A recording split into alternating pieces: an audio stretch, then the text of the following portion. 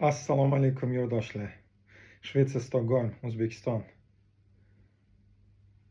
Men o'zi bu temani ochmoqchi emas edim. Haqiqatdan tan olish kerak-da.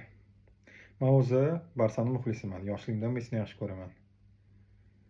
Kecha Ispaniya Portugaliyadan keyin, Liga Natsiyadan keyin 2-2 penaltida Portugaliya yutib ketgandan keyin Ronaldoga qoyil qolish kerak-da. Men o'zi nima demoqchiman? Yamal qilgan ishiga noto'g'ri ish qildi. Nomard ishni qildi. Mard bo'lib o'ynadingmi? Mard bo'lib yutqizdingmi? Qo'lingni ber. Sen kimsanki hali Ronaldoni bir 10% ga hali sen o'ynamading ham. Hali sen bunaqa bo'la olasanmi, yo'qmi?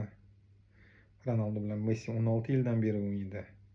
Nima bo'lishidan qat'iy nazar bir-biriga qo'l berib, yaxshi yomon kunda ham bir-birini hurmat qilib o'ynagan. Sen o'zi kim bo'libsan sen? Hayronman. Ronaldoni 5% ni sen hali qo'lga kiritmading.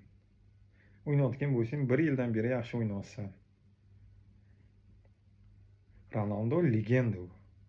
Mirovoy звезда u. Geniy u. 40 yoshida shuncha ish qilib 41 ga ketdi mana. Biz 40 ga kirib ikkita tosh ko'tarib, mazamiz bo'lmaydi borib. 1 kilometr yuguramiz.